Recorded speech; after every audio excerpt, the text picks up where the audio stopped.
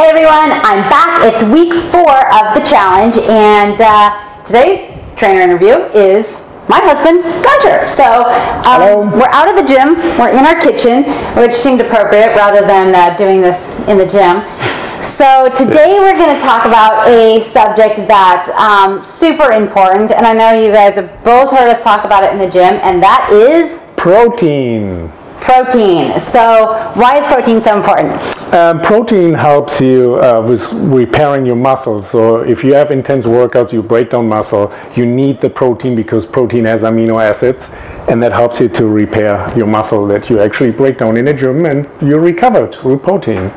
Definitely. And you know, I think a lot of people think that when you're in the gym and you're working out is when you build muscle, but it's not. It's that protein that comes in and repairs the muscle that helps to build it. So if you don't get enough protein, then you're kind of working out for nothing. The workout is pretty much there only to break muscle down. It's not there to build the muscle. You break the muscle down and then you grow pretty much when you sleep. Also hormones are released. That's why I always say sleep. Try to get like at least 7-8 hours. I prefer 8 because I think that's what your body needs to really totally You're cranky if you don't get 8 anyway.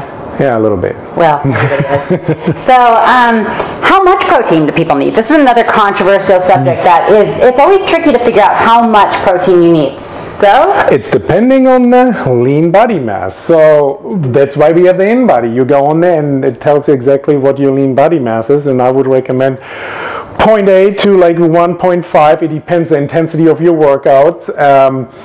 Obviously, if you really break down a lot of muscle, you should have, you know, maybe I would be right on the higher side than on the lower side. So definitely. And also where you feel actually comfortable. I think sometimes some people might not digest protein as well as others, but I think you know, 0.8 to 1.5, I would say that. Well, and that's a really good point too. Is what you said there about digesting protein.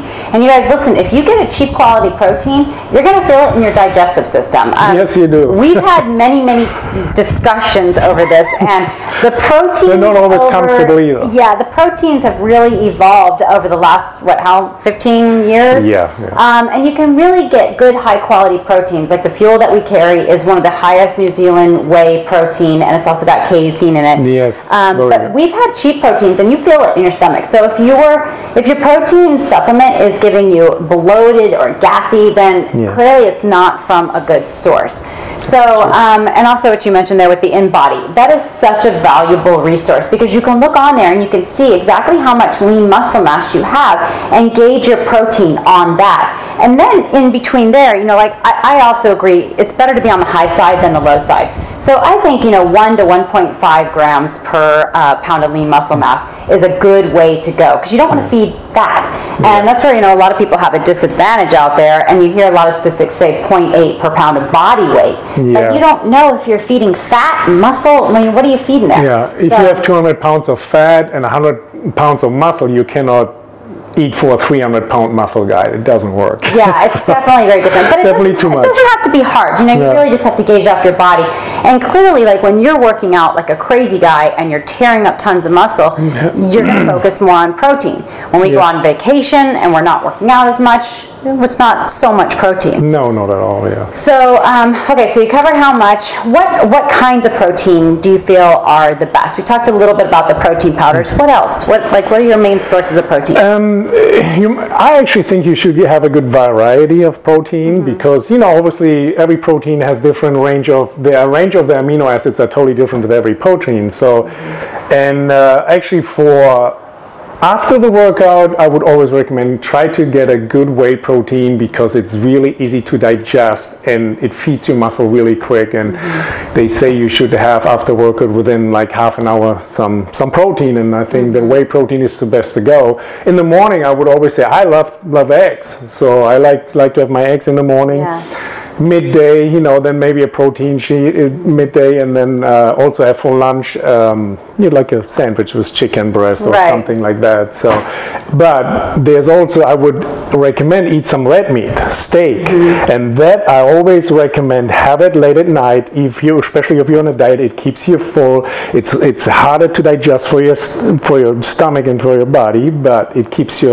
over the night a little bit more satisfied. Your body has to nurture a little bit more from that. That's kind of more like plus but have it with a salad and have a nice, lean steak. It's always good. And in my dieting, from my dieting experience I had in the past, it will always work with me because I really used to get really hungry during the night always. Yeah. So when you're deficient of like a typical day in our house is this kind of goes into the timing, which you tapped on there. You notice everything was spread out through the day. You can't sit down and eat 100 grams of protein in one meal. First of all, your body would hate you because it would be so much to digest. It just doesn't work that way. So it kind of depends on, we'll just use 100 because that's a good solid number. That basically means you need to have 25 grams like 4 times a day, or to have 20 grams 4 times a day, and then supplement it with a few snacks in there, like a handful of nuts or something that has like 10 or 15 grams of protein. But we kind of either have eggs in the morning or a shake, like you said, and then for lunch we always make sure that we have either chicken in our salad or a chicken breast sandwich, and then at night we usually have fish and veggies, and then you pretty consistently always do a shake every day. Yes, I do. I would say I have two a day. 2 shakes. Mostly I love it actually right after the workout and then in the morning, because you get up and your body you have to understand, you sleep for 8 hours, your body hasn't had any nutrients for that time.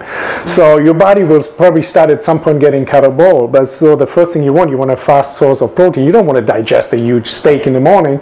So I always have coconut milk, protein shake, put my protein powder, even a little bit of glutamine, always good for your immune system and recovery, and shake it up, and it's the first thing to go in the morning. And it really is, it's just habit, I watch him every morning, gets up, pours in his shaker, before he's even awake, he's shaking up and drinking his protein. Yes, I do. I'm like making the eggs over the stove, and he's got his 25 grams gone in him.